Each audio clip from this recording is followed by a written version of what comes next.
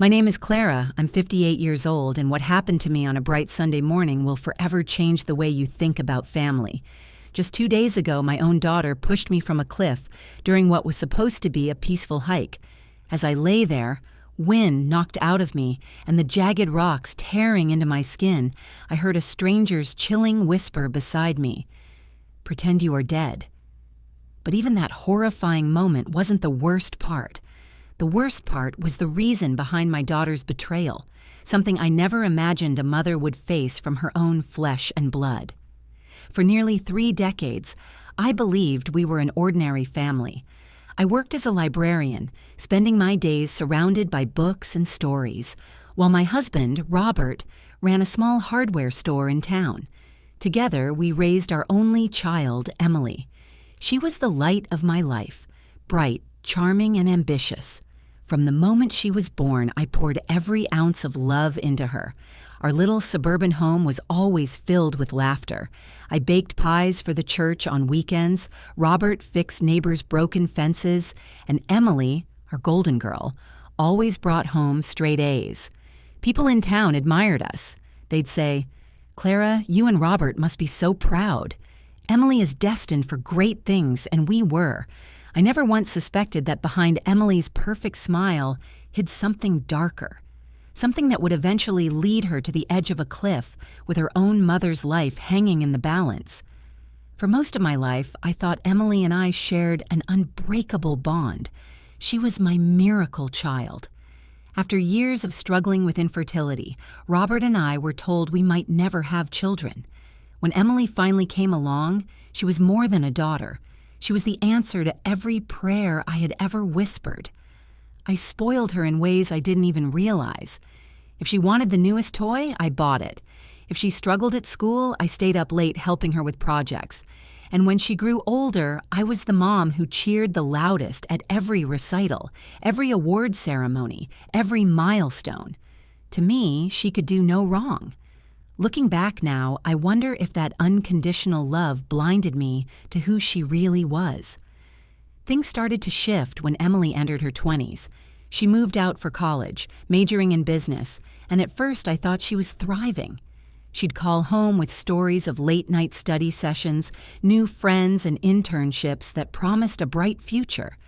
But beneath her cheerful updates, there were cracks I ignored. She became different. More calculating. She asked constant questions about our finances, our savings, the house, Robert's pension. I brushed it off as youthful curiosity, maybe even responsibility. "She just wants to understand how the world works," I told Robert whenever he raised an eyebrow, but the questions grew sharper, more invasive. "Mom, how much is the house worth now? Do you and Dad have life insurance? What happens if something happens to you?" She'd laugh after asking, brushing it off as a joke, but the chill in my stomach never quite went away. Robert noticed it too.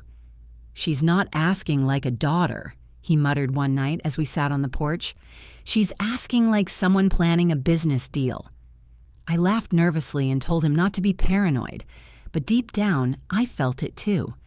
The real turning point came 6 months ago, when Robert and I decided it was time to update our will. After 35 years of marriage, we had built a modest but comfortable life. Between the house, the land I inherited from my parents, and our savings, we had close to $150,000 tucked away. We thought updating our documents would give us peace of mind. Instead, it lit a spark that turned into a firestorm. The moment Emily heard about the will, her demeanor shifted. "Mom, Dad, you need to make sure everything is in order," she said sweetly, but her eyes lingered too long on the stack of papers. "It's better to put everything in my name now so you won't have to worry later." Robert chuckled, thinking she was joking, but I saw it. The way her lips tightened when he laughed, the way her fingers tapped impatiently against the table. "It's not funny," she insisted. "I'll take care of everything when the time comes." Why make things complicated? Her insistence unsettled me, but Robert brushed it off. "Kids don't understand these things, Clara," he told me that night.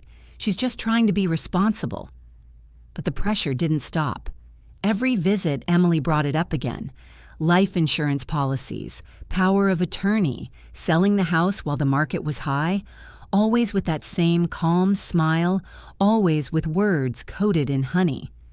One evening, after yet another tense dinner where Emily had pushed us to sign papers we didn't fully understand, I confronted her. "Emily," I said, trying to keep my voice steady, "why are you so concerned about our money all of a sudden?" Her smile faltered for the first time, and for a brief second I saw something cold flicker across her face. "Because," she said flatly, "you're not getting any younger, and I'm the only one who's going to take care of you. Don't you think I deserve to know what I'm inheriting?" My blood ran cold. That night, after Emily's words echoed in my head like a curse, I lay awake beside Robert. "Did you hear what she said?" I whispered, staring at the ceiling. He sighed.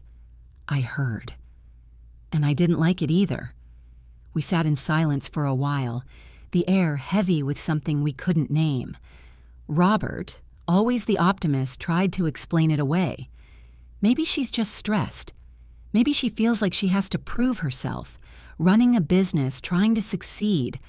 Maybe she's scared of the future. But I couldn't shake the chill her words had left behind. She hadn't sounded scared. She'd sounded entitled. The following weeks only deepened my unease. Emily began visiting us more often, but her visits felt less like family time and more like inspections. She'd look around the house, comment on how much it must cost to maintain, suggest we downsize before it became too much. One afternoon, I caught her in Robert's study, rifling through his desk drawers. She jumped when I appeared in the doorway, then forced a laugh.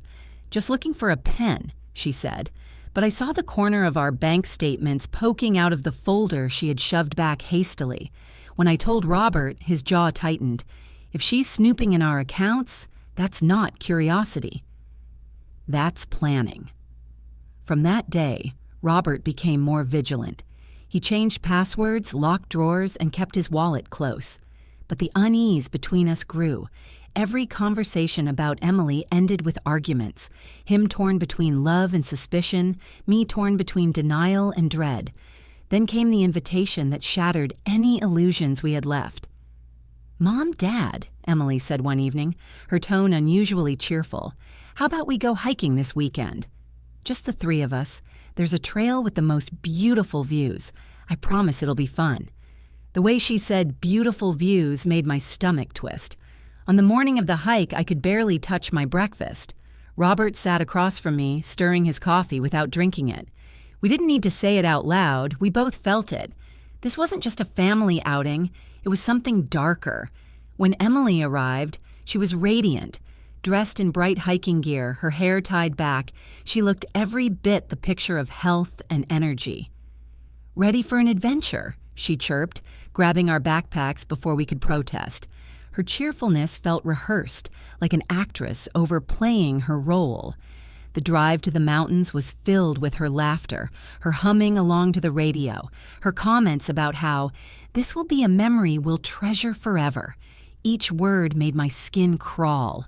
Robert squeezed my hand once, silently reminding me, "Stay alert." The trail started gently enough, winding through tall trees and wildflowers. Birds sang overhead, and the morning sun filtered through the leaves, painting everything gold. Under any other circumstance, it would have been beautiful. But for me, every step felt like walking deeper into a trap. Emily walked slightly ahead, turning often with that wide smile. "Come on, you two, don't fall behind." Her voice was light, but I couldn't shake the feeling she was measuring our pace, testing our strength. After about an hour, the trail grew steeper. My legs ached, Robert's breathing grew heavy, and Emily, perfectly fit, perfectly calm, urged us onward. "We're almost at the lookout," she said. But I knew the maps. We had at least another mile to go, which meant she wasn't leading us to the lookout. She was leading us somewhere else. The air grew thinner, colder. The path narrowed, skirting the side of a rocky slope. My hands trembled as I grabbed Robert's arm for balance, and then I saw it. Up ahead, a jagged cliff jutted out over the valley below. The cliff rose like a jagged tooth against the sky. From its edge, the valley spread out endlessly. Rolling hills, a winding river, the distant shimmer of rooftops. It should have been breathtaking. Instead, it felt like standing at the gates of death. "Isn't it beautiful?" Emily called, her voice bright as ever. "Come closer, you'll see better from the edge." Robert and I exchanged a look. His jaw was tight, his eyes grim. We both knew what was coming, but what choice did we have? Refusing would only delay the inevitable. Emily motioned for us to stand side by side. "I want to take a picture of you two," she said, pulling her phone from her pocket. "It'll be the perfect memory." I forced a smile as Robert put his arm around me. My heart hammered so violently I thought it might burst. The camera clicked. Emily's grin widened. "Just one more," she said, stepping closer, "but a little back." Right there. Perfect one. Step back. That was all it took. Behind us yawned nothing but air, a drop of nearly 100 feet into jagged rock and rushing water. Robert's grip on my shoulder tightened. He felt it too, and then it happened. Emily lunged forward, her hands shoving against my chest with a force that ripped the breath from my lungs. The world tilted, the sky spun, and suddenly there was nothing beneath my feet. I heard Robert's strangled shout, felt his arm torn from mine, and then only air. The fall was brutal. Rocks slashed my arms, my ribs screamed, and when I finally slammed into the ground, the pain was so sharp I couldn't even breathe. Through the haze of agony, I heard movement. Someone crouched beside me, a stranger's face shadowed by the sun. His voice was urgent, low, trembling. "Pretend you are dead." My body screamed with pain, every nerve raw and burning, but I forced myself not to move. The stranger's command echoed in my mind. "Pretend you are dead." I kept my eyes half closed, my breath shallow even as blood trickled into my mouth. Above me, I heard footsteps, light, deliberate. "She's gone," Emily's voice said flatly. "Finally." The word finally cut deeper than any rock. Robert groaned somewhere nearby. My heart clenched. He was alive. "Dad?" Emily called out sweetly, her tone suddenly drenched in fake concern. "Oh no, did you fall too?" How tragic. Her voice was like poisoned honey. She moved closer, her shadow falling over me. I fought every instinct to open my eyes, to scream, to grab her wrist and demand why. Instead, I stayed still. Emily crouched near Robert. I could hear the rustle of his jacket, his labored breathing. Then her voice dropped to a whisper dripping with venom. "You should have listened, Dad. You should have signed everything over. Now, well, accidents happen." Robert tried to speak, but his voice was broken, barely a rasp. "Emily, why?" She gave a bitter laugh. "Why?" "Because I'm tired of waiting for scraps. Do you know how long I've planned this? All those years pretending to be the perfect daughter, while you and Mom clung to everything like misers. I deserve it. All of it." My chest tightened as tears stung my eyes. This wasn't my daughter speaking. It was a stranger wearing her face. Then, almost casually, she added, "Don't worry. When they find your bodies, I'll be the grieving daughter. Everyone will pity me, and I'll finally have what I should have had all along." Her footsteps began to retreat, her phone clicking as she pretended to call for help. I waited until her footsteps faded into the distance, her false cries of panic echoing up toward the trail. Only then did I dare to move my lips. "Robert," I whispered, my voice ragged. For a terrifying moment, there was no response. Then, weakly, I heard him. "Clara, you're alive." Tears blurred my vision. "Barely." He coughed, and the sound made my stomach twist. "Ribs broken. Can't move much." "I think my arm's broken," I whispered back, wincing as I shifted. "But we can't let her know." Not yet. Silence hung between us, heavy with unspoken horror. Finally, Robert's voice cracked through it. "She meant to kill us. Our own daughter." The words tasted like acid. "I don't understand. How could she hate us this much?" Robert's breathing was shallow, pained. "It's about the money. She's drowning in debt. I saw letters from banks in her bag weeks ago. She's desperate, Clara, desperate enough to—" He trailed off, unable to finish. The realization sank into me like a blade. Our Emily, the little girl who once clutched my hand on her first day of school, who cried when she lost her first tooth, who danced barefoot in our backyard, had turned into a monster. "We need proof," I whispered. "If we survive this, no one will believe us without it." Robert shifted slightly, groaning. My phone, it's still recording. In my pocket. If it didn't break in the fall, maybe. Hope flickered weakly inside me. Then suddenly we heard her voice again, faint but carrying through the rocks. She was returning. "Stay still," Robert hissed. "Remember what he said. Pretend." I pressed my face into the dirt, forcing my body limp once more.